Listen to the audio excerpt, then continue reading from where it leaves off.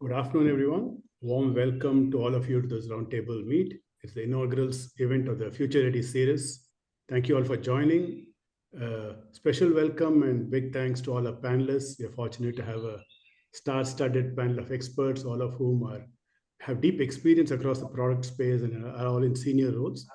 I am TK Srikanth, a professor at IIIT-Bangalore, and it's my pleasure to be the moderator of the session, which means I literally ask the questions and others give the answers. Future Ready series, hosted by IIIT Bangalore, is a platform for curated discussions on the rapidly evolving product landscape in India. It's an initiative by IIITB's Department of Digital Humanities and Societal Systems. This series is a combination of online and offline events in various formats to promote learning and industry interaction. It's part of our ongoing efforts to connect with industry practitioners and learn from their expertise and wisdom. And in this inaugural event, we'll deep dive into some aspects of the digital product landscape, especially in India.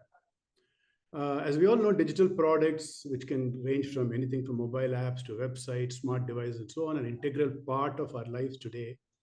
And the key to the way in which we as individuals connect with each other, with businesses, with government services, as well as within organizations. Now, over time, a range of technologies has enabled the rapid evolution of this space of these products: mobile technologies, communication, internet application frameworks, cloud services, data analytics, AI, and so on. And the skills and expertise in these technologies has got a lot of focus. But it's also important to explore what else it takes to launch successful digital products. One important area that is that of product design and product management in a larger sense. And it's a highly interdisciplinary area. It requires understanding, first of all, of users and customers, business strategy, design, finance, regulations, technology, and so on, right? It's marketing and so on. So this event is partly to help bring some more information on this and to broadly focus on this area, hearing from the experts. Briefly, the Department of Digital Humanities and Societal Systems at IIIT has been around for about 2 decades and builds on IIITB's pioneering efforts in information communication technologies and development, and address the emerging demands from public, private, and voluntary sectors, and also the needs of marginal social groups. So it has a vision to become a pioneer in seamlessly blending computing with social sciences and other relevant disciplines so that we can train the next generation of professionals who will contribute to an ethical, responsible, sustainable digital ecosystem in India and the global South. We have 2 main programs in this space: the Master of Science in Digital Society and a postgraduate program in Digital Product Design and Management. These are interdisciplinary academic programs, and they're also well aligned with the new country's National Education Policy, or NEP 2020. So with that brief introduction, we will start, we'll get into our panel discussion here. I will much awaited one, and I will start with a quick introduction of our panelists. As you can see, we have a large team of panelists here. Very happy that all of them could join, and I will just do a 1-2 sentence introduction of each of them. They're all well known. You can look them up in LinkedIn and other places. So in sort of alphabetical order, we'll start with Anup Nair. He is a Chief Product Officer at Reliance Retail Marketplace with over 20 years of experience in launching and scaling digital businesses in e-commerce and payments. Welcome, Anup. Dhruv Mathur. Dhruv is a serial entrepreneur and is currently the Vice President of Product Management in IKEA, bringing extensive expertise across the product management landscape. We next have Lakshya Sivaramakrishnan. Is a technical program manager at Google Payments and a passionate advocate for women in technology. She is an award-winning leader and, importantly for us, an alumna of IIITB. And so we're very happy to have her here. Welcome back to IIITB. And she founded the Prayogshala Boot Camp to nurture young women in tech. Thanks, Lakshya, for joining. I'd like to welcome Manu Matthew. Manu leads the supply side platform at InMobi Advertising, and he leverages years of experience to help developers enhance digital ad revenue and drive advertiser performance. We have the pleasure of having Nataraj Kuntagod here. Nataraj is a Principal Director of R&D at Accenture Innovation. He specializes in strategy and innovation, driving transformative business initiatives and sustainability solutions. Welcome, Nataraj. And we're happy to have Niharika Rohela here. Niharika is a product leader at JP Morgan Chase. She drives global strategies in digital authentication and compliance and is a mentor and former entrepreneur. And she's also passionate about empowering women in tech. Thanks, Niharika. And happy to have Vinod Mathur here. Vinod, Vice President of Product Management at Blue Yonder. He brings deep cross-country expertise and a passion for mentoring startups and young talent in digital supply chains. Once again, welcome to all of you, and a big thanks for joining us today. And as those who have joined online can see, we have really a star-studded panel here. So trying to cut my time short and give them more time to talk. So for those who are watching online, please send in your questions and comments in chat. We will answer them as we can. And at the end, as time permits, we'll have our panelists answer these questions based on availability of time. So I think with that, we'll get started. And to open the thing, we'll throw out a question that, pretty much let all the panelists speak briefly on it. It's like they can give their introductory thoughts, about a minute or two each. And the question broadly is, all companies are moving fast and trying to reach the next billion users in India. What challenges or opportunities do you foresee in building products that cater to such a diverse population? So this, just to maybe you can help set the context of your ideas in this, and then later we'll deep dive into some of this. So anyone likes to start, or I can call out names? Okay, no worries. So Dhruv, would you like to start? Since you're Thanks, the only Professor. one from Bangalore, I understand, so we have to give you something special. This hasn't changed since college. My name gets called first. But yeah, no, it's super interesting. I think obviously both catering to the next billion users and how quickly the definition changes and their needs change. And I think it's been one that obviously for product managers has been one. How do you say it? A holy grail that everybody's chasing, right? What is the next product? What is the next feature? Personally, I think what's really become relevant to kind of stay in touch with is how micro markets are evolving across this country. I think India to generalize to a billion users is very difficult. Um, every context is different, every social construct is different, and just because you live in a certain city doesn't mean you have a certain taste. And I think with the advent of social media and Instagram and people just becoming so much more consumerist in nature, regardless of what they can afford, they are also developing a lot of different personalities which you can't really bundle. So I think the real interesting, kind of challenge and opportunity when you're building for the next billion users is really, can you really go deep in understanding them as micro markets? Can you understand their context, their demographic in a much more evolved sense than their city or their locality, or what they've had in the past, and really then access those really well through innovation, right? And I think innovation also comes obviously a lot from the products you're building as well as the costs that you can reduce to be able to serve certain customers.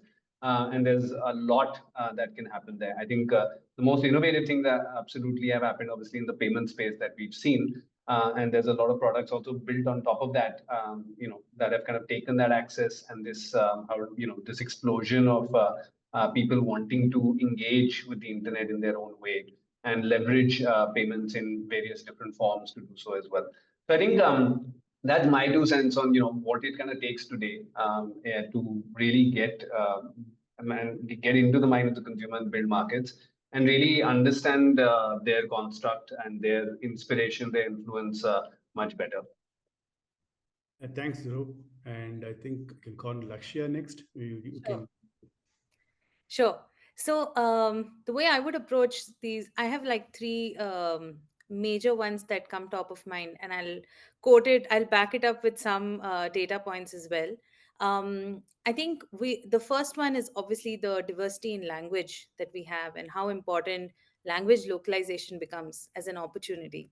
We're probably 17% of the world's population. So for a country of 1.43 billion people, only 10% of the country understands English, right? And we've often take it for granted that that's the only language because we are, in some sense, the privileged India. So if we can like tap into the localization piece in our products, I think that will cater to the opportunity that we have with localization and the language diversity. Smartphone penetration is on the rise. We all know it. There is data saying we were probably 19th in the global list of smartphone penetration in 2020, and in just 2 years we become like the top second, and probably a few years from being the top most, right? And this comes as a huge advantage with digital literacy. I think Dhruv touched upon that. It's heartening to see when you have flower vendors and chai walas selling, like accepting digital payments, right? So it's a huge opportunity, and shows a lot of potential, especially in the untapped segment. The third and the last one I want to touch upon is just infrastructure limitations, right?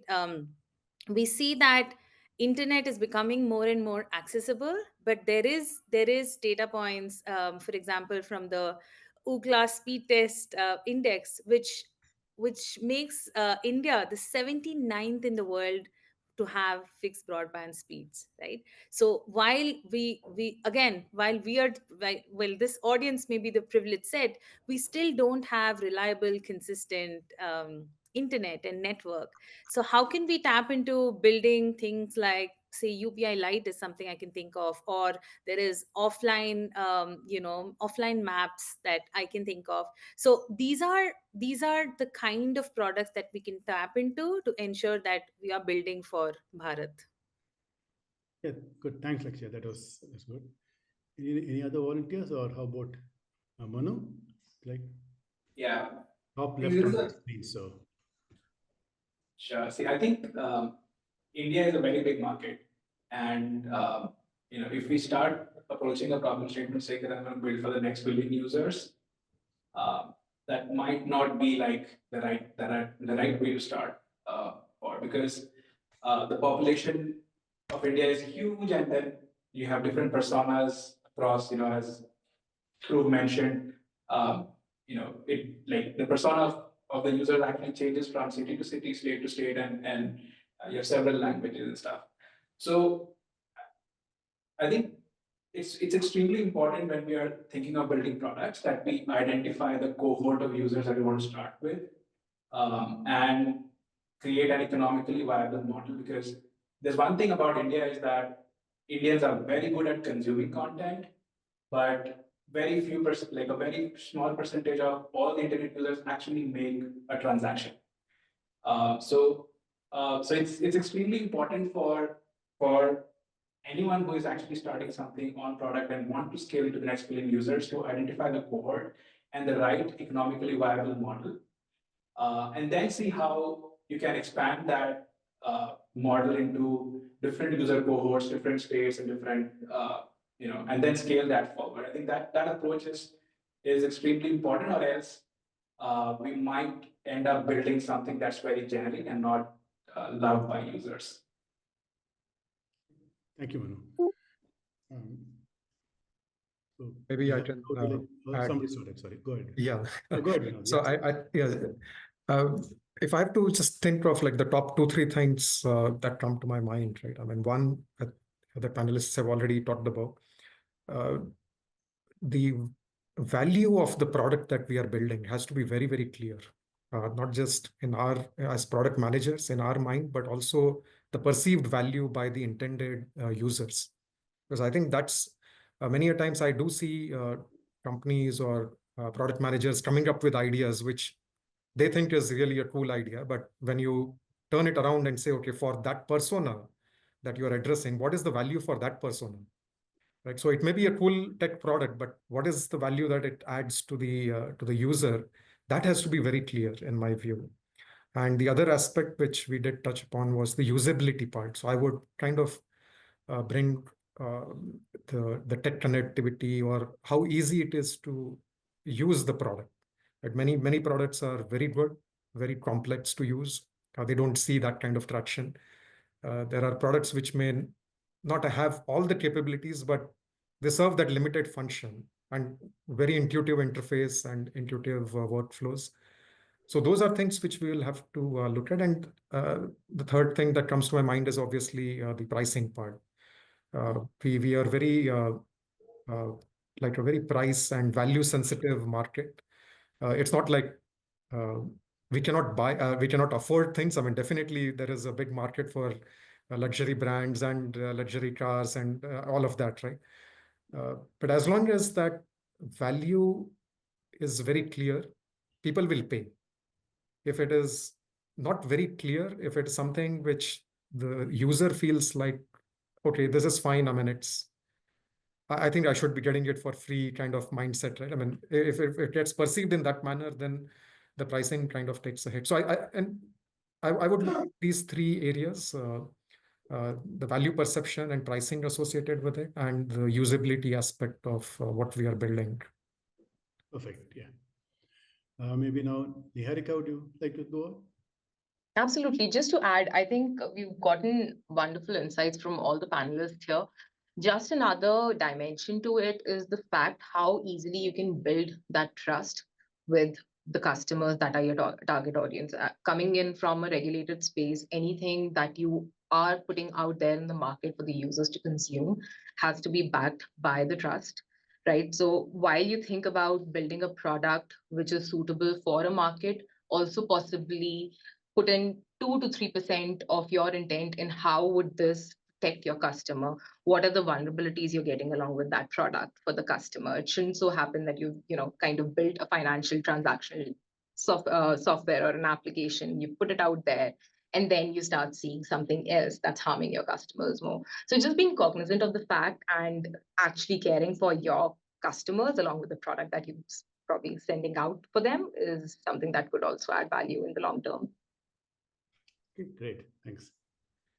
Anup? Yeah, so see, the question is very deep, right? When you speak about next billion customers in India, right? And I know that Google also had such a program. The point is that India being India, right? There is a lot of demand for products and services across everything that possibly influences our lives. And so the core approach that I would take is again probably reflecting on what Anuj was mentioning, that it's about identifying a value. So what is the core value prop that you're trying to solve? And within that value prop, who is your addressable market? Does that addressable market actually fit into your cost or your growth objectives or whatever objective that you have, right? And from that perspective, you can go ahead and solve the problem, right? So I wouldn't get into anything specific, because probably there are umpteen numbers that we could pick and speak about, but the core approach to solving this question is looking at these pieces. Okay, thank you. And Nataraj? Yeah. So it's good to go in the last because I think I can always say that most of the things are already covered by the panelists.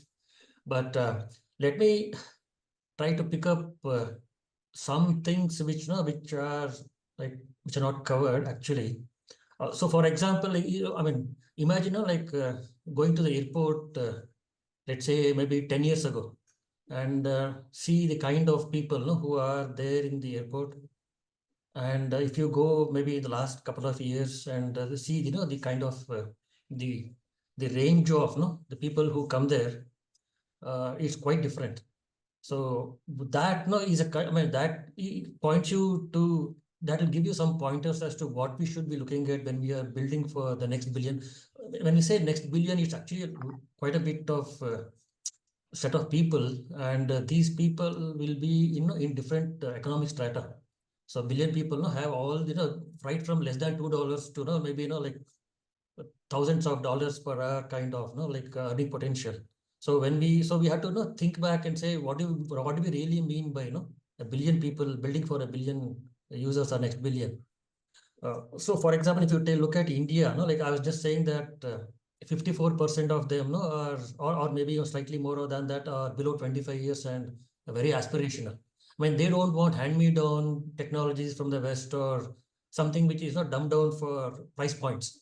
The best, what people need here is the best quality at at an affordable price. So that is something which we have found it repeat very often. And I think other panelists have talked about that poor infrastructure, like inefficiency, etc. All of those things I won't talk about now. But one thing I'll talk about is that when we go into this billion users, I think what really helps is to start with something like, I mean, if you're looking at healthcare, see, what is very, say, very relevant for healthcare here. For example, see, 60% of it is out-of-pocket expenses here. And or if you look at agriculture infrastructure, like 80% of smallholder farmers here. So how do we design for them? So for example, logistics. I mean, like I think we are our logistics cost is 14% of the GDP, which is very, very high.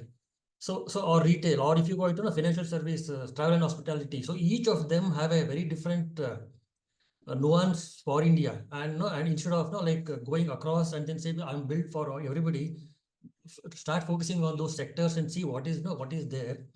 And the last point I want to bring here is that we have the involvement of government here.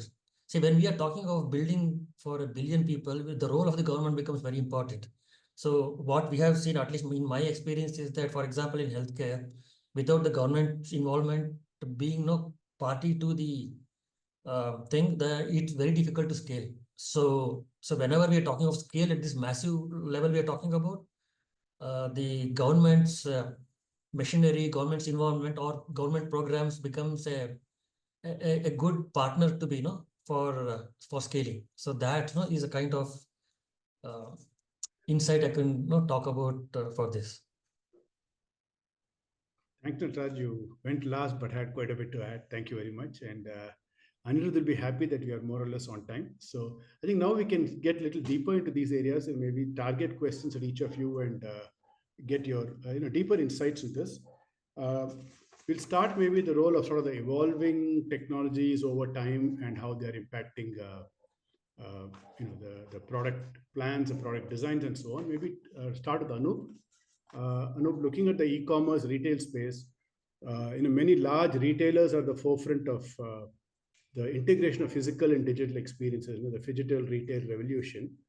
So how are they balancing this? Because these probably are two very different approaches. So what does balancing this mean in the product space? So being a product person, right? I mean, somehow over the years I've got trained in getting into the fundamentals, right? So the point is, Professor, is that when you look at retail, what does it mean? Fundamentally, it means that you have to plan, you have to buy, you have to move, and you have to sell, right?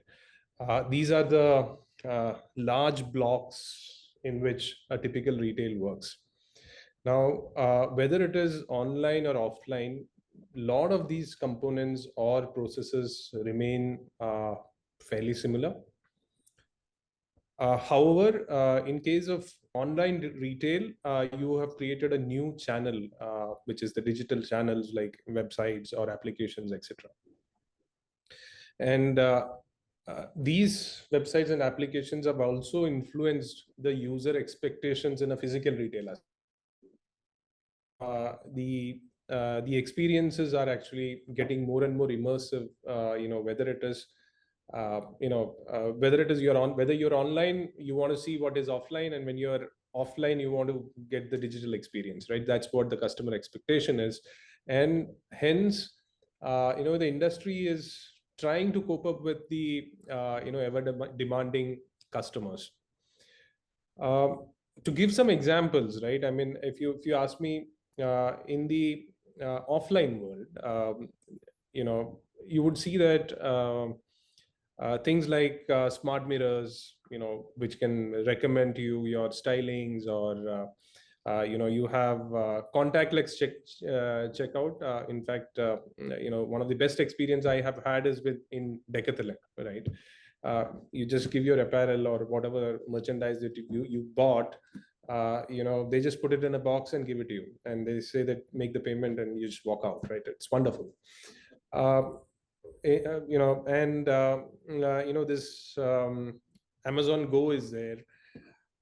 So these are the offline experiences that are coming in, and then from online to offline, and offline to online, both these areas, right, where everybody is talking about omni-channel. Now, what does that entail? Omni-channel is about a large retailer or any retailer, right, connecting to a digital platform and being able to, take orders and fulfill these orders, right? So that is another area that is coming, and the next level of innovation here is the dark stores and this 10-minute delivery activities that is happening, which is significantly changing the user experiences, and pressing many of the large retailers to adopt to such changes that is happening in the market.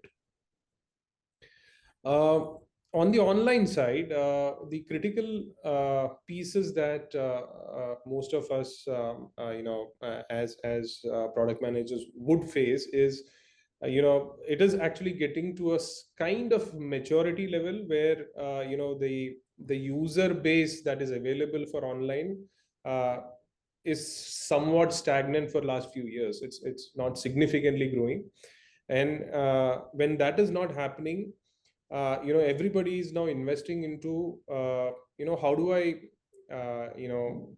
probably provide the most relevant product, because there are millions and millions of products in the catalog. How do I personalize these products? How do I enable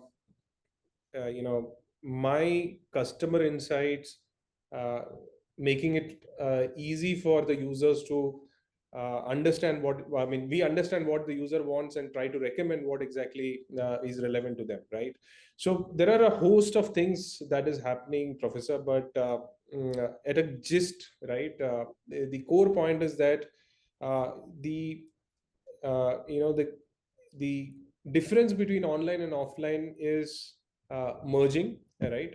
Even though physically, you visit and you have a certain experience. So, many a times it is like, so there is shopping and there is go shopping, right? So you visit, you go to a mall, it is like go shopping, and that's not just shopping, but it's life. Whereas online shopping is many a times, very impulsive, or it's purely your, you want something and then you decide, you quickly figure out where do I get the best value and buy, right? So,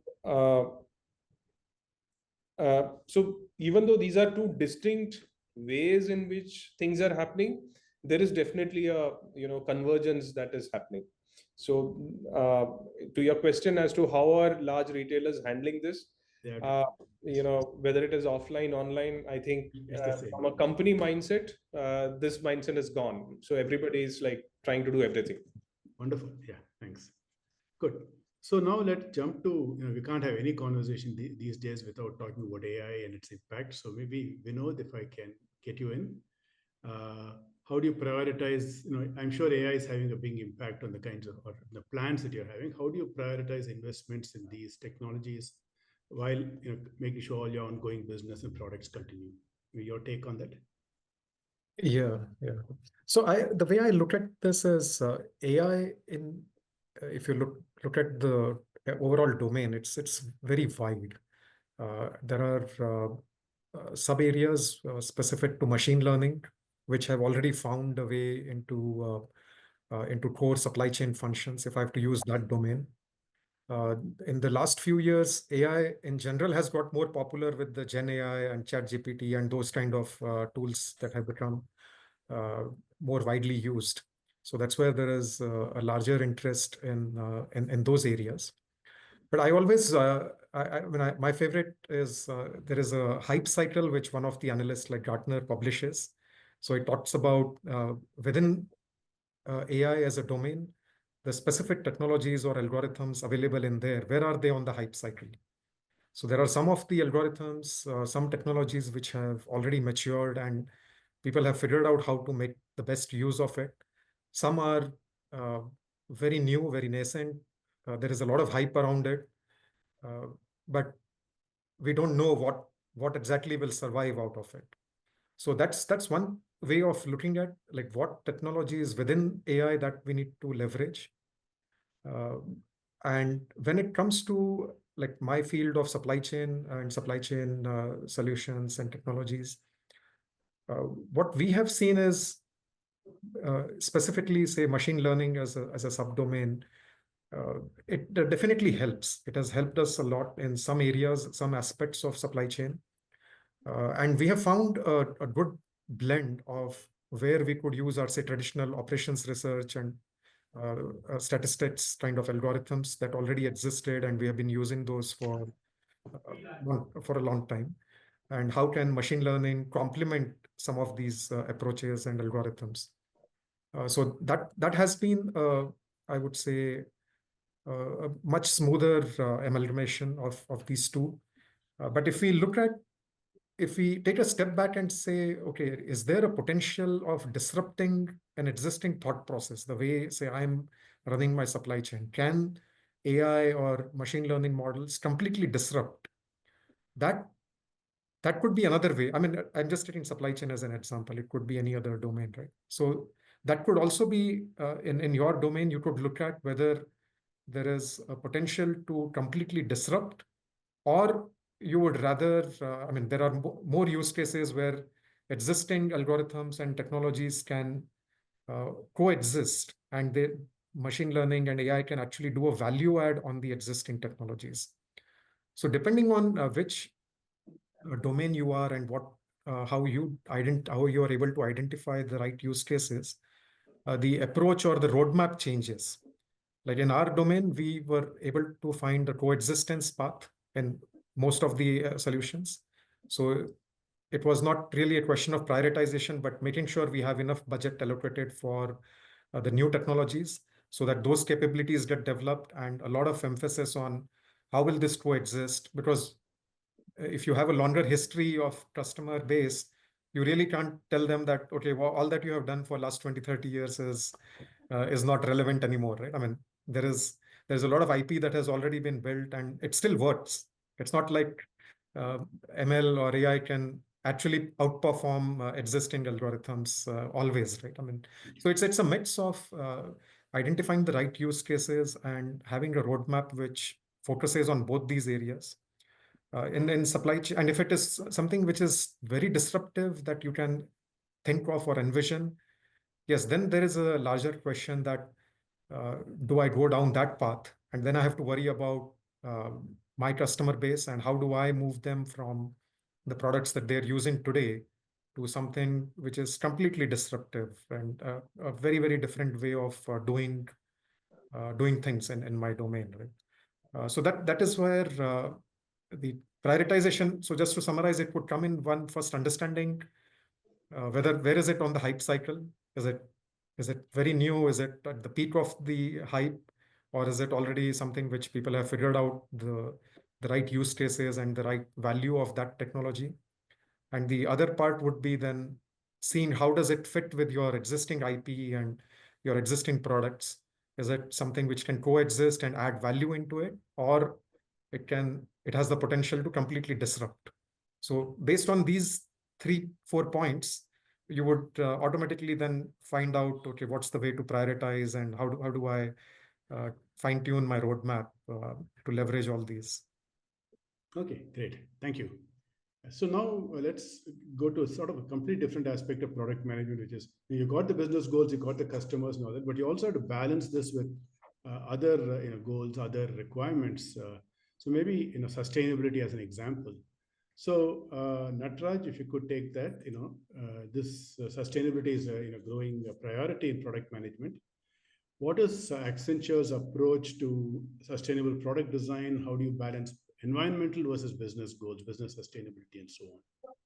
No, that's a good question, because sustainability, I think now, with the quarterly profits focus on that, sustainability seems to be a tick-off mark for a lot of people and a lot of companies. But the way we see it here is that it's actually a business advantage if we design in a sustainable manner. Now, so we look at it from two angles. One is that technology itself contributes to emissions and other things, and so we are looking at sustainability in technology itself. Like, for example, we are one of the founders of the Green Software Foundation, like in the sense that how do we design software? How do you design the hardware in a way that the footprint is reduced, the emission footprint is reduced. So that is one big chunk of it where it looks small, but actually it's growing. The kind of, I think we also see like how much a query in a chat GPT would cost, etc., etc. So all of those things together, that comes under one bucket, which we say that how do you use the best technologies in a manner which is sustainable. So that is one piece of it. The second piece of it is that technology itself can be a driver for improving sustainability. So what we mean by that is that using technology to design and develop sustainable products. So that's one of the other piece we could look at. And the third piece is sustainability at scale. So it's not okay to design some solution which is at a point kind of a thing, but it should have a larger impact across the value chain. And so when we design or when we look at sustainability in these three lenses, we also know how to look at it slightly deeper in the sense that sustainability, as I was talking about earlier, is not a bolt-on to your product. You have to think through that when you are doing the product, building the product itself. It should be embedded in the product design. I mean, it's not a bolt-on, because bolt-on becomes very difficult. And also know that thinking should be life cycle thinking. Like if I build a product, focus on circular design, reuse eco-friendly materials, and look at the end-to-end life cycle of the product. And that becomes a key challenge and a differentiator for us. The other thing to look at sustainability is partnering an ecosystem. See, a company or a product cannot exist in isolation. So partnership becomes very important here. So collaborate across industries at scale and see how we could do this. One of the example I can give is that like the recent, if you see the regulations coming up in the EUDR, European Union Deforestation Regulation, what it says is that any goods which are imported into European Union, it could has to be deforestation free, in the sense that it should not result in deforestation. So that means that if products designed in India or raw materials are being supplied from India to European Union, then we need to make sure that it's deforestation free. So there are regulations coming up, and it's a carrot and stick policy. So regulation are there, but what we also see is that sustainability can be a good differentiator for value-added products, as well as it can actually make sure that the price points of the product can be at a premium, like single source. For example, coffee, or it could be like I just talked about like fair trade of goods. So all of those things can become a good economic differentiator for the products. So if you look at the sustainability as a lens of not only good for the planet but also good for the business, then both of them, you have to join them together, and then it makes sense. And if you have those two lens in place, then a sustainable product design becomes more market relevant. Great. That's a wonderful perspective, and hope our audience is picking up that we're going so far from looked at pure tech to a lot of other related issues, right? So maybe that's an excellent point of time to bring in Lakshya. And since you have a lot of interest in inclusive design and related things, how does inclusive product design contribute to building stronger, more user-centric products in the digital payment space, given that there is a lot of cost and effort if you made to getting the right level of inclusivity in your design? So, Sure, Professor. I think I will capture some of the points around digital payments, but just overall product building in it can be general. general, yeah. It's, Yeah. I think product inclusion is exactly what it sounds like. How can we bring an inclusive lens throughout the product design process? How can we be more intentional about ensuring that we're not catering only to the majority of users, but also with people with either with special needs, or just being intentional about this throughout, from the product ideation to user experience and user design, through user testing, right? And even probably some of the marketing initiatives. There are enough case studies which say where we haven't done and we've learned from it. For example, crash test dummies, right? For cars, almost for 60 years tested with just male dummies, right? And there is enough extrapolation to say that there were a lot more accidents with females, and that was because there was not extensive testing done with female crash test dummies, right? Google Doodles, when it came, there is a case study where in 2013 there was somebody who reported it as not inclusive, um, right? Because a large percentage of it just celebrated the achievements of men, right? But when somebody wrote a letter to an open letter to Google, and in 2014 there was significant efforts to ensure that only about 50% of the doodles, I mean, we catered to all representations, right? Similarly with skin tone representations, there is there is a case study where um, um, an engineer actually attached proximity sensors to ensure that the camera doesn't distinguish or discriminate people based on their skin tones. And we have enough examples with voice, where there's a funny video of an Italian grandmother trying to invoke the Google Assistant, but she's not able to do it because it cannot. I mean, it was very early days when there were not enough voices tested, but these are cases where inclusive design was not factored in, right? And I want to go on to say that sometimes by catering to a small section of people, which probably may not be your majority of users, but you're still going to solve for many more than your primary use case. Let me give you an example with some of the accessibility initiatives done on Google Maps. There were, like, within the company, there were a lot of Googlers who got together and added more than 1,200 attributes on Google Maps just to make sure that they identify businesses which have wheelchair accessible entrances or public restrooms, seating, parking, even elevator access. While you may think this is for people with disabilities, it could also help people, say, young parents with prams, right? Or I mean, the business impact will definitely be seen even if you're catering for a smaller audience. Very similar example in the Global FinTech Fest this year. We launched the UPI Circle, which is basically delegating payments, right? With one bank account, multiple individuals can handle through one bank account. While this could be a primary use case for families, the perspective that I had when I heard about this product is, hey, I can use this, I can give this to, say, my driver or my maid to help me do some grocery shopping without them using their own accounts, right? So I think by being more intentional about inclusive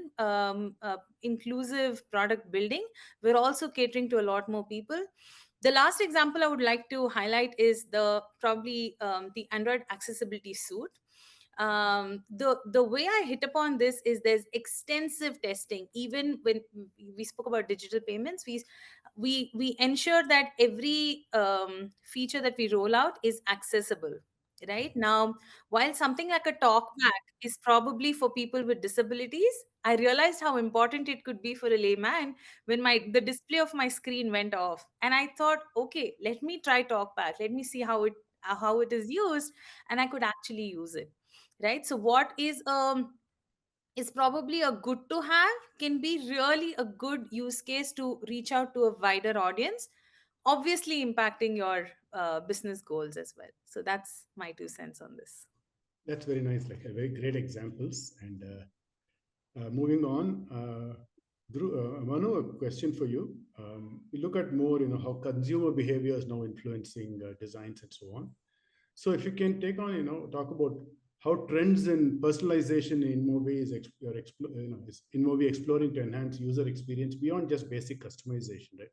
How are you, what are the different kinds of personalizations you're looking at? Yes. Yeah, I think because this is a pretty much product focused conversation, and I think one of the things that a product manager lives and breathes every day is the funnel. So there's something called product funnel, where it starts with marketing, where any brand would want to reach its target audience. And then the next step of the funnel would be, how do I engage with that target audience? And the third step would be, how do I convert that into a transacting user? Or how do I get that user onto the platform? And then there's a product funnel that starts soon after that, right? How do I get the user to sign up? How do I get the user to go to a search page? How do I get the user to shortlist what they want and then finally make a transaction? So there's a whole funnel before a product can be used effectively. Now, as I say this, personalization actually plays a very crucial role in improving or in kind of, improving the funnel conversions at each stage. And within InMobi, so InMobi, we are a consumer platform, and then we are also a platform that serves ads on different consumer platforms. So I'll basically split it into two parts. The first part is consumer platform. So InMobi has a consumer platform that's available on lock screens of a lot of users in India. It's called Glance, and the content that is shown on the lock screen to the users, there's a lot of personalization that goes into identifying the persona of the user, and then showing content relevant to that particular user. Like, so for example, users may not really like to see news every day or negative news every day for that matter. Or users may want, like, somebody may be very interested in knowing news, but only related to sports and not really related to politics. So there's this whole persona that can be, this whole personalization that can be built simply using data. When you are actually understanding what the user is viewing and doing every day on the product, and then trying to understand and trying to create sort of a profile or a personalization profile of that particular user. So this is, broadly speaking, the consumer aspect, and this can be translated into different aspects of personalization in different products as well.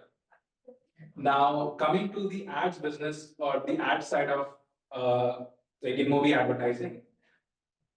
So we work with consumer platforms to show ads to increase their awareness, and at the same time, the platform that is actually showing the ad has to make money without losing the user.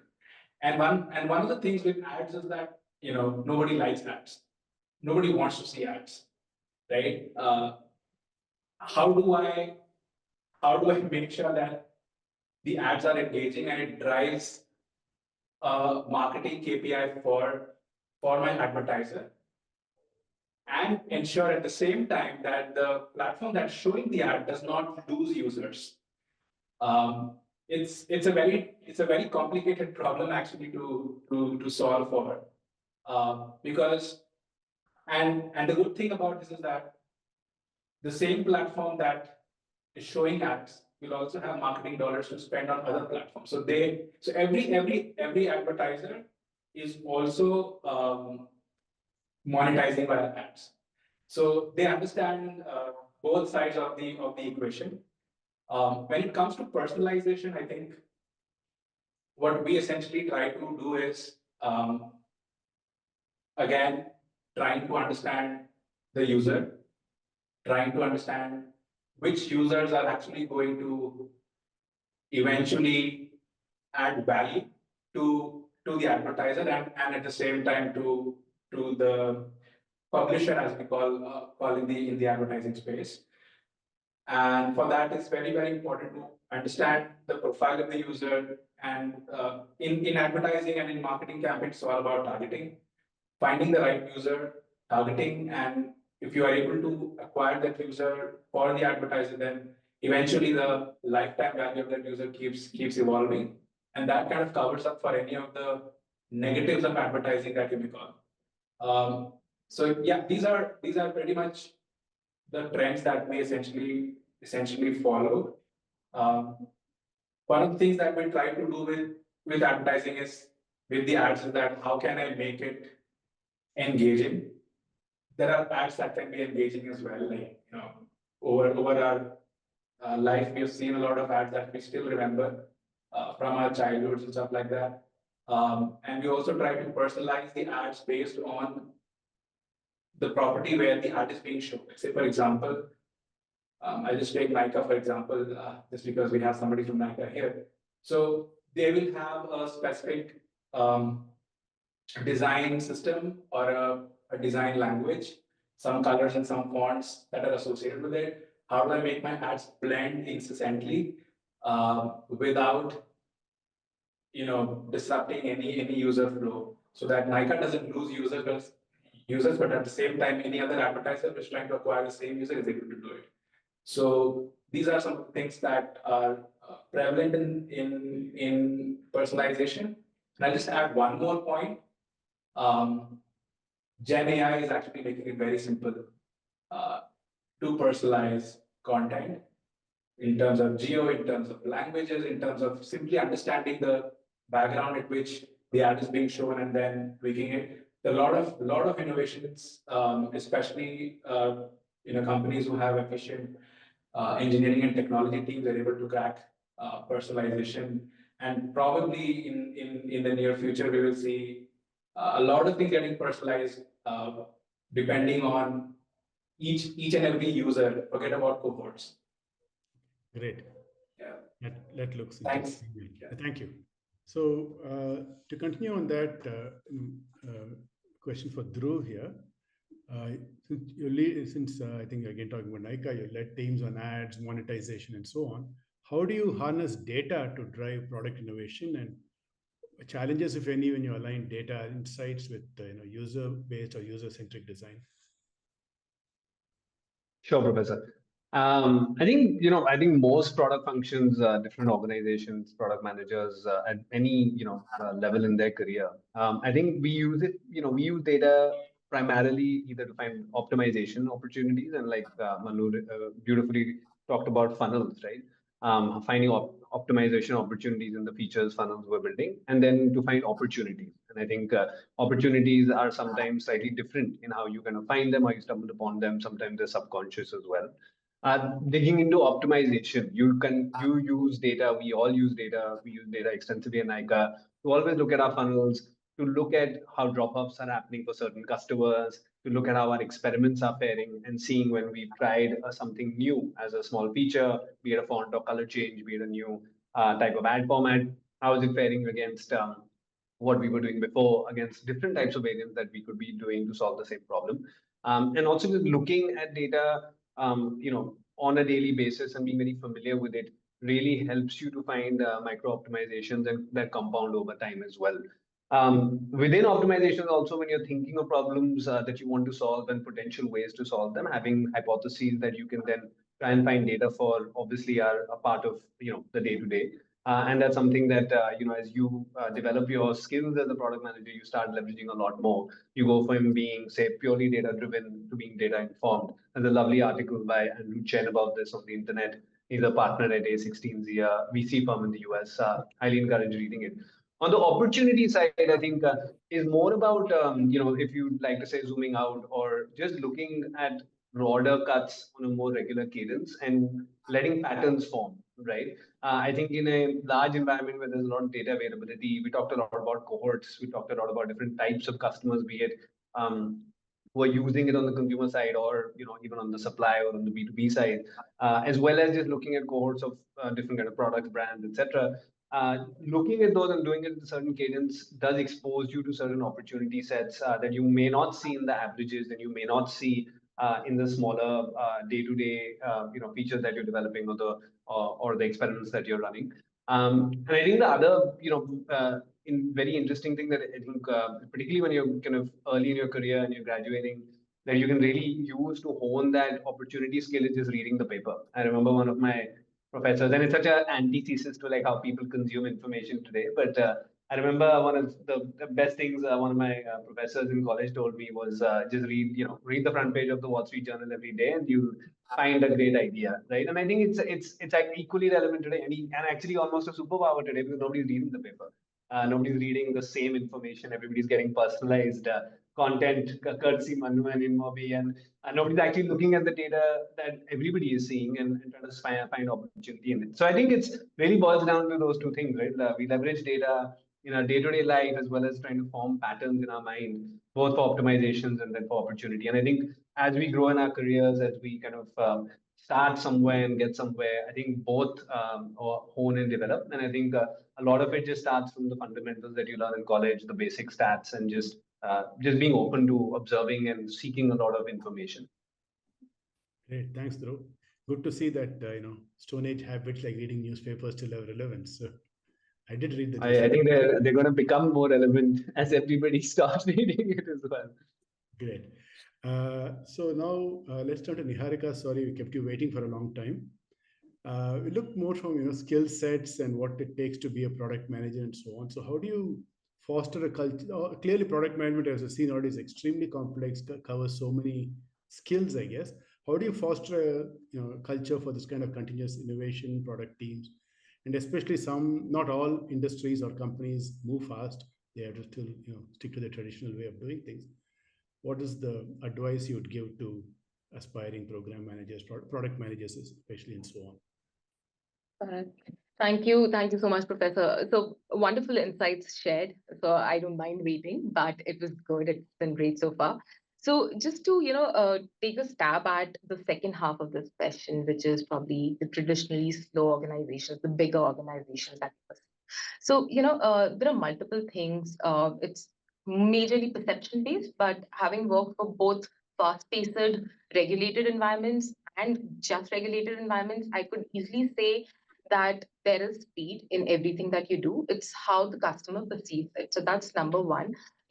Folks from startup world coming in would say that possibly in a bigger organization, things are rolling out slow.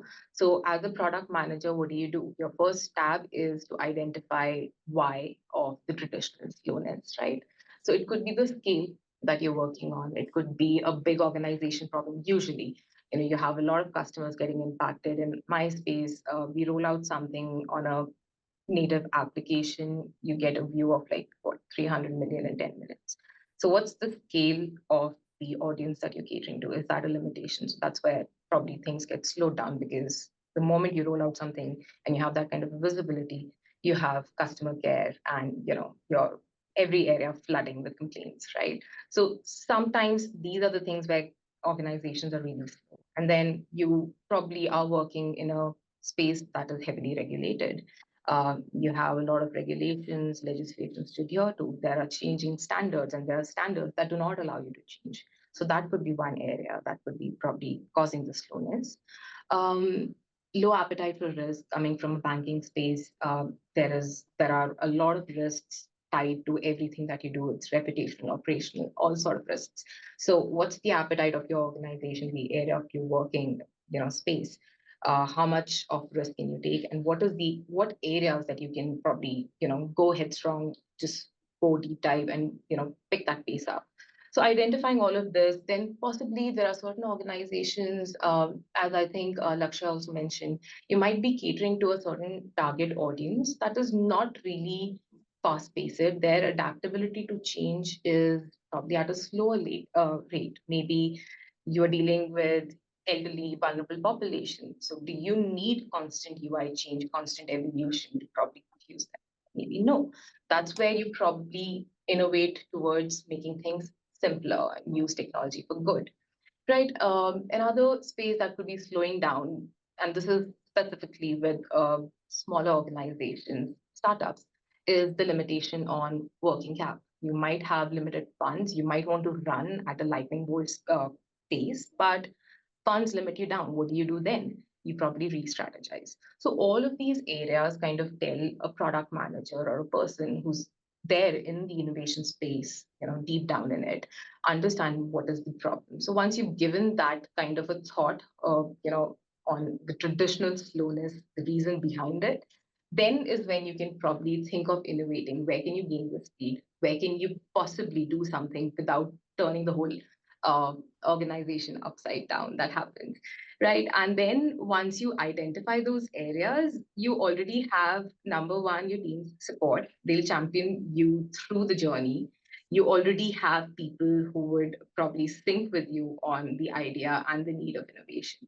And again, your inspiration for these ideas could come in from various sources. We've discussed so many of them. If it's a customer facing space, being in touch with customer, being in that area, listening into complaints, looking at the solicited, unsolicited feedback.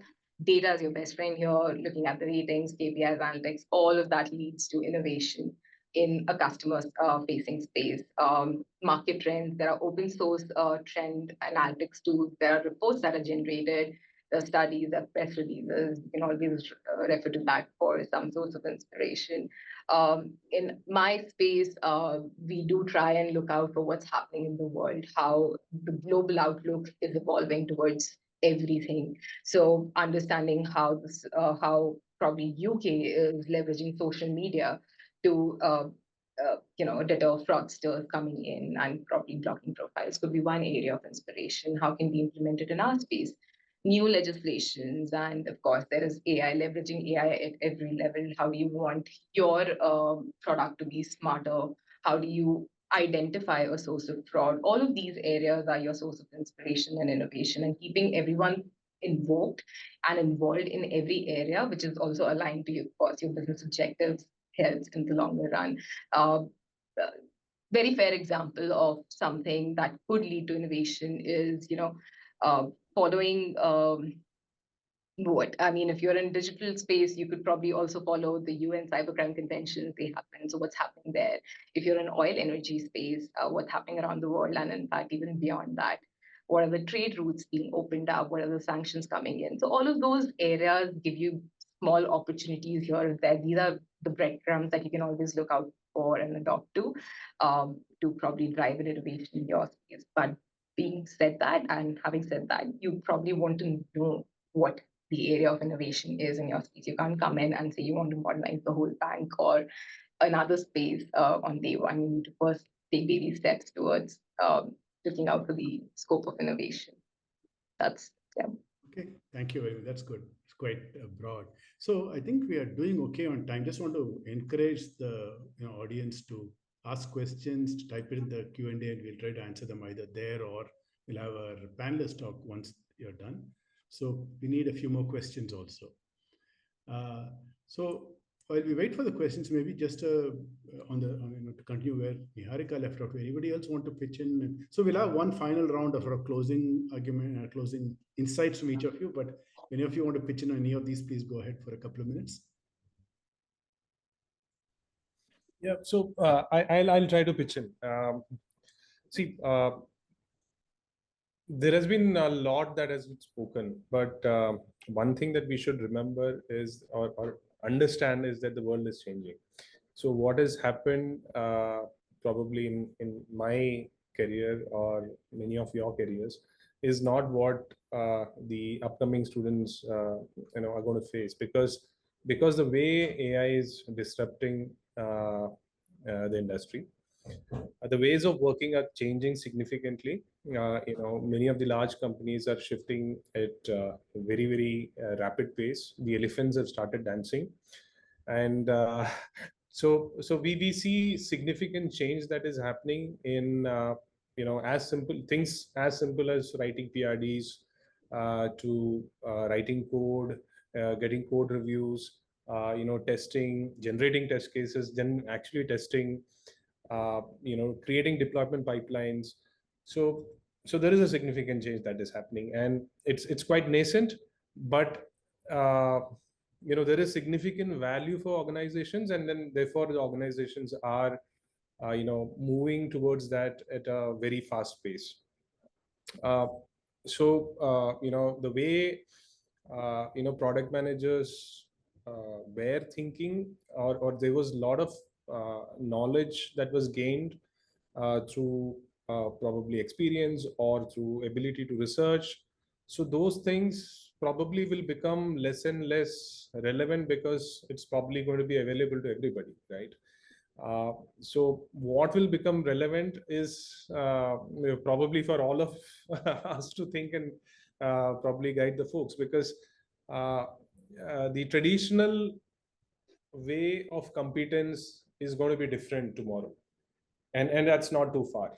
It's probably not at all far. I mean, it's already here. So I just leave it that. Probably somebody can comment. Yeah, anybody else wants to quickly jump in? Sure. I think I would love to, and many of the points were already touched upon. But like, there is no substitute to extensive user research, irrespective of where you are in the product journey as a product manager, especially. So if you can be part of immersions, if you can go and see what the users really want, I think it'll be a great thing for current and aspirational product managers. While we think about product roadmap, user journeys, I think there is always, and they should always be focused on the business impact, because that's where that's how we could be sustainable in the long run. And lastly, see how you can add delight to the users, through a feature, through some gamification, some marketing campaigns, and that can really help you stay rooted in the minds and hearts of the users. Maybe take a quick look at the questions. Anything specific we should look at? I think there are questions being, just reading them. I think there are questions on AI and how it's impacting. I think we discussed that, but if anybody wants to add, how do you balance innovation with practicality in product releases? What are redundant procedures are gone, and questions like that, and the ethics aspect of it. I think there are some answers, but anything else anyone wants to add on? I think Anup started off. Anup also added just now, but what about things like ethics and data, and how do we know that it's doing the right thing, and any of those kinds of perspectives? And again, to the audience, especially students, please, these are the experts. They'll tell you what you need to do to become product manager. So please, send in more questions about the career-related things also. Yeah. Yeah, if I have to add on the ethics or the data side, and my experience has been that these algorithms or these technologies are very data intensive, data hungry. So till you actually feed enough volumes of data, it's unlikely to come out with something meaningful as a result, right? I mean, so data privacy or making sure that users have consented to sharing or usage of their data for the analytics, I think that's very essential. Many a times, as the question of ethics does come in terms of the way the data consent policies and all of those are written. There are definitely standard templates, but many a times they are written in somewhere in between, like 5 pages of text, like terms and policies, right? And as a user, you really don't have a choice. If you have to use the product, you have to say yes and go ahead with it. So there are definitely some products or some product managers who are thinking on those lines, where they allow the users to use the product. So they are not making it conditional that if you use, then there is no way out, right? I mean, you have to consent to sharing of data, right? So those are areas where the ethics aspect comes in, that making sure that are you giving users a facility to opt out, and at the same time allowing them to use your product. Otherwise, we have seen in the past some incidents where even very popular apps, right? I mean, they just said if you have to continue using, you have to say yes to this. So that's a very fine balance we'll have to draw on how do we build our features, which are very data intensive, and at the same time balance it out, right, from an ethics and privacy and all of it. So Dhruv, there's a question specifically for you. If I guess in somebody's, it says, since you have led teams working on ads and platform products, how do you harness data to drive product innovation, and what challenges do you face? Not sure. So I can, I'll try and actually blend that. Although we spoke about leveraging data in general, I think, when it comes to AI, so I think it's, and I think this stands true for anything that anyone's doing with AI, and that Anup mentioned how it's changing what a lot of us have learned in our career. because you actually have to just go back to first principles and erase however you thought things would be built and start again, right? And I think where you marry data with the ability to do that, right? A very good example is just looking at kind of one of the platforms I look at is customer support, right? And in the past, a lot of what you looked at was how do you actually look at metrics around the customer service agent and their efficiency, right? How do you reduce their call volumes? How do you reduce their chat volumes? And you'd be building these features and building these panels and building tools for them, right?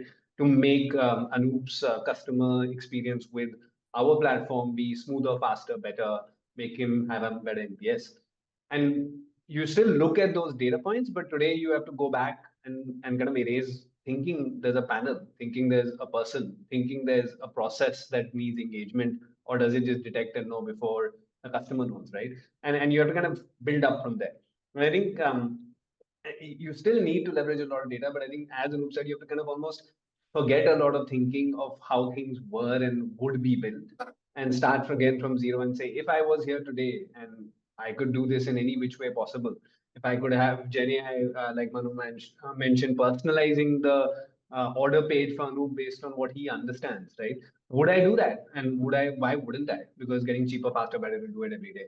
And I think that's really where the beauty will come. I'm very excited for how I think me personally, I'm too old to sometimes imagine those things, but try to read enough sci-fi to keep up with it. But I think younger folks, they tend to folks like you are kind of people like who are born into mobile or born into AI.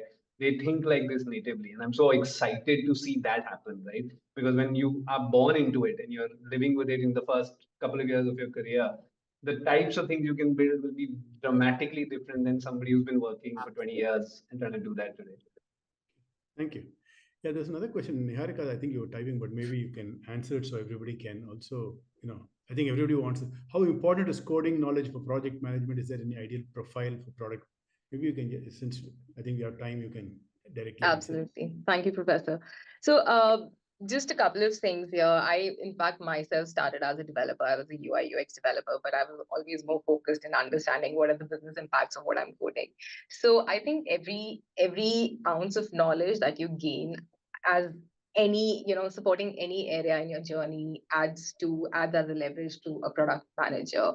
Now, having coding knowledge yourself, even in a classic IT world, you do tend to move away from practical coding after certain years of your experience. But having said that, if you have the technical know-how, you're able to identify the best of the best of the technology that you want to leverage for your own product if you are in a startup world. It also helps you understand, probably pick the right talent to drive that space while you focus on building the business itself. And it also kind of develops a sense of empathy. You know what your developers are going through. So you're starting from scratch, you know what are the struggles. You probably are able to iron out some of them, or probably even mentor your teams through it. So I think no knowledge does really any harm to it, if that answers. Okay. Yeah. Sure. Good. I think we'll just fit in one or two more questions. Then anyway, anybody who wants to speak up on anything else can cut in. But Manu, there's a question I think you're flagged it would. How do product managers stay updated with technology trends and so on? So. Yes. So any product manager who's working on a technology product should ideally be adept with, or should have genuine curiosity towards understanding the technology trends. But at the same time, see a lot of things. See, the role of a product manager is actually, kind of being at the center, but also working collaboratively with different functions. And I think this is also a question that I'm just seeing towards the end as well, right? And one of the things that a product manager ideally has to do is just collaborate and bring people together and understand that people are specialists in certain things. So again, this is a personal opinion, and something that I try to bring in is we keep discussing product and technology trends within our pod, and a pod will basically comprise product marketing, product, and engineering together, and of course, product and UX folks as well. So a pod is actually a collaboration or a team of specialists we keep sharing the latest trends as and when we come across out of genuine curiosity. But at the same time, you also try not to be very prescriptive to let's say like this should be the design or this should be the kind of code that should go into the implementation, because however well you do, an engineer is an expert in writing the code, and a UX designer is the expert in understanding the user behavior and putting and simplifying that for the end user.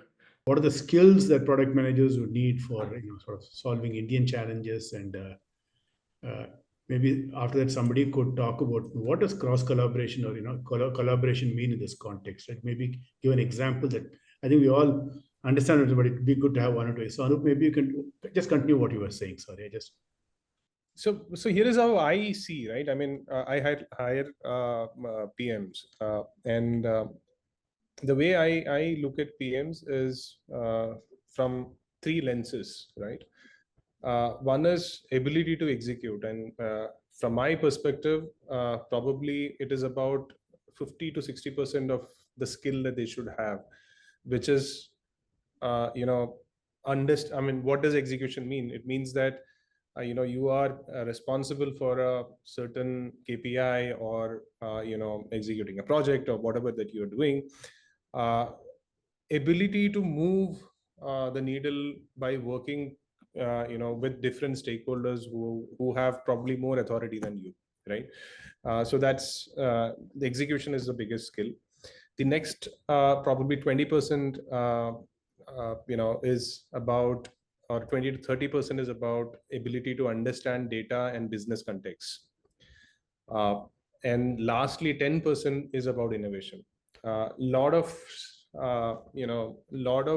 students or people assume that innovation is more important, but it is about execution, right? Pulling off things, it's quite complex, and then that's the skill. Maybe I can add some points here. Please, yeah. Like I actually, if I take my own example, I spent my initial, I would say, 20 plus years in consulting, in services, and later I moved into product management. And I see, even as an economy, as a country, right? I mean, the way we grew in the IT industry was mainly through services, and then also taking on product development kind of activities and roles. So product management as a function in India has, at least my experience has been, is it's not really that old as compared to IT services or product development kind of functions. So the skill set required here, if I have to look at from my personal example, I mean, also, right, is very, very different. It is not that I have that I'm working on some implementation project, right? Or there is that, okay, I have 10 tasks, I have to finish this and I'm done. You are actually creating a product which will be used by, depending on if it's B2B or B2C, right? By a few hundreds or thousands or a million users. So it's a very scalable solution that you are building. So you have to really think of it as you add new features. What happens to the existing user base? What happens? How am I going to sell this? How am I going to market this?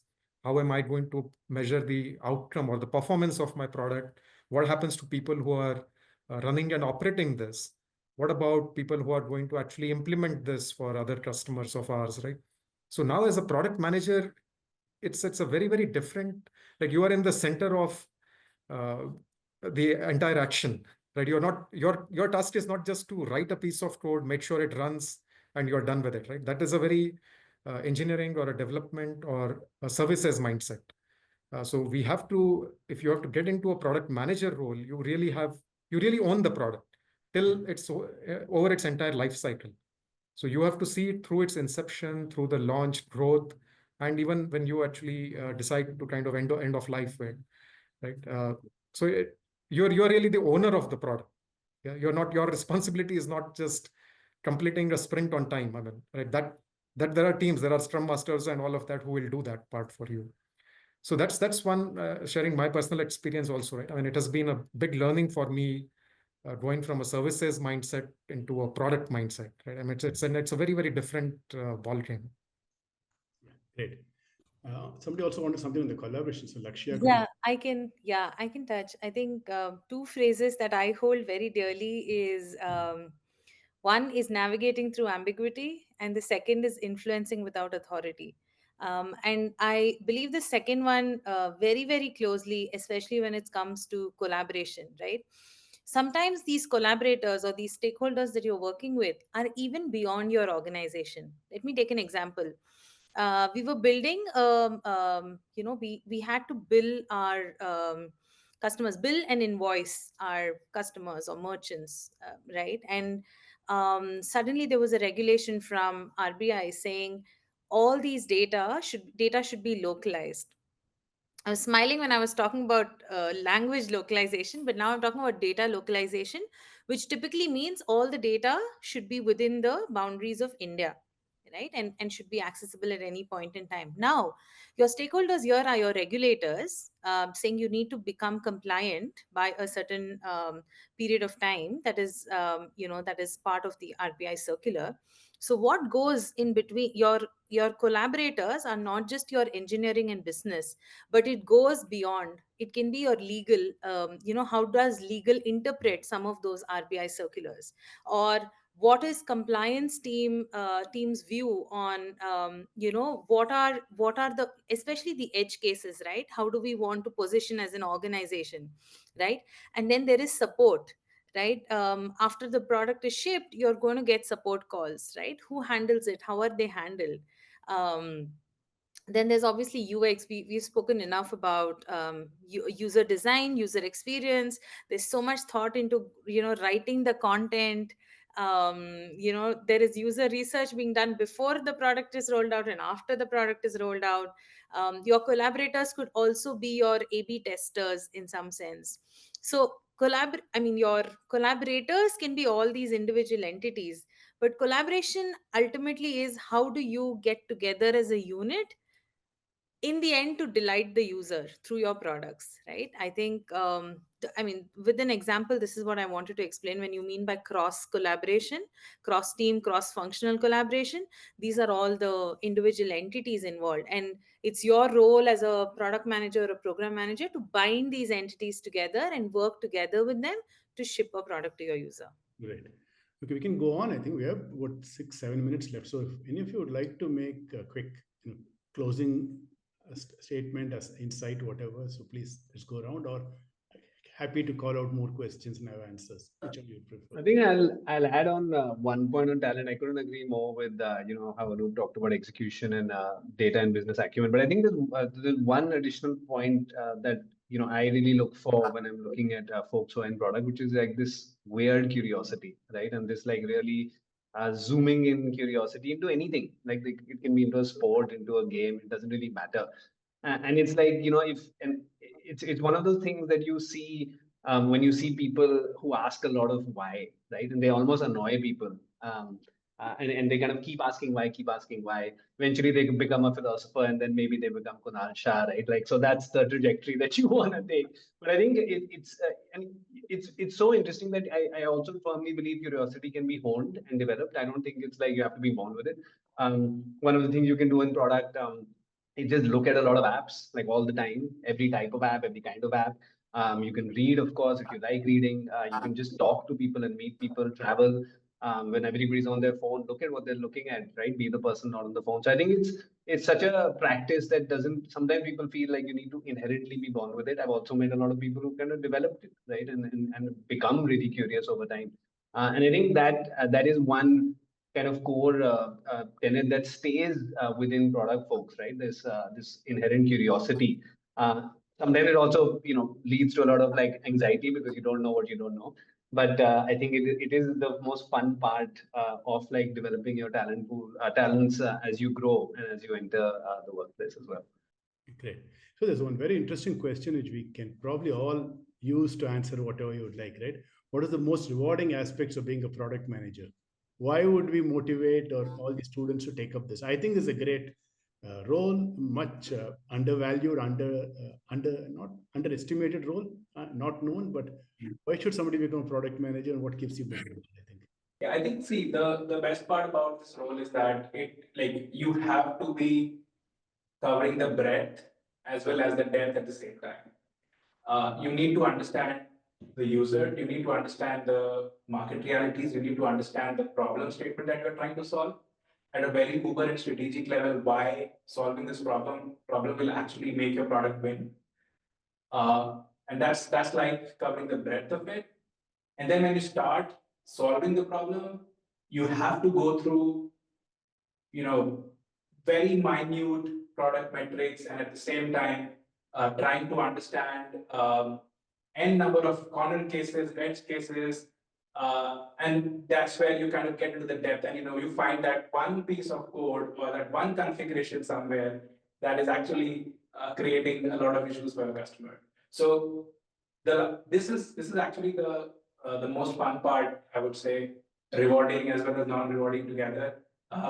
Just however you want to take it, is that this role actually helps you cover the breadth and the depth of the problem statement or the market opportunity that your company or your business is actually trying to drive.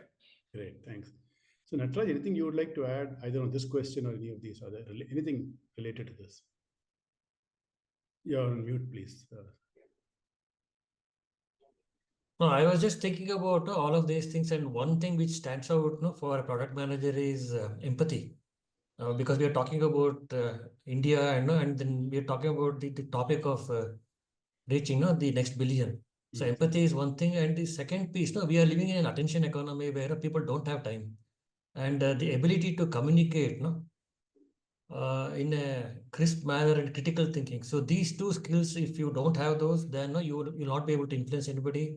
And India is a graveyard of a lot of pilots. And why those are very good products, but it did not go because the ability to communicate was poor, or was not up to the mark. So whether you are in a startup or whether you are in a large corporate, where it will be even more difficult, the skill of communication and critical thinking, those two will stand a good state, because with everything else changing, those two skills will remain with you and will be very good foundation for any product manager or anybody's success. So one thought I wanted to add on, because based on my experience, I'd like any of you. None of you mentioned that a product manager should be willing to take risks, should have a stomach for risks. Right? It's a highly leveraged role. Like I said, all you have responsibility, but no direct authority. A lot of so what about that? You have to stand up to your management and say, I will get it done, and then get it done without having anybody reporting to you. I can It's probably like a take a godly quick role, stab right? at it. Yeah. Go ahead. A godly role. So in my opinion, it's a godly role. You are present everywhere, but you're not responsible for anything.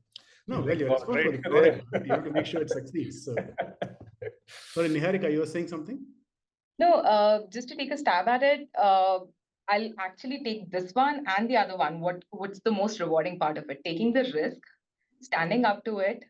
There would be people. The larger the space, you're probably collaborating with 200 people at once to just socialize your idea, have everyone nod at it, and then probably roll it out. The most rewarding piece is you've taken a risk and you've seen it through, and then you see the customers resonate with it, right? So that's the probably good part of taking that risk and standing up to your management as well. If you have the conviction that it would work, probably just start off, and then you have data backing you up. You have A/B testing that probably just supplements whatever you believe in. So everything that you have to be data backed, you have to be realistic. But once you see it through, that's probably the most rewarding piece.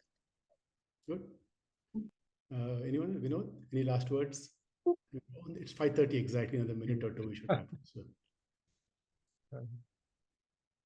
I think it has been a great discussion, and I'm hoping that a lot of students and the audience they've got insights into what a typical product manager does and what is in store for them in their lives, and you would be motivated to pick up these roles. And yes, I mean, to the earlier the question that we were discussing, yes, I do believe like a product manager, if you also own the budget, right? I mean, then you are almost like a mini entrepreneur in your organization, because you're really asking for some funding, and then after that, it's all you have to keep answering questions after that, right? So once the money has been given to you, then you have to return 10x, 100x of whatever has been invested, and it's not a 1x or 2x return anyone's looking from a product. So yes, I mean, so if you're excited by that kind of a prospect of being a mini entrepreneur within the confines of an organization, so it also gives you a little bit of cushion if you fail. Yes, these are good roles to get into.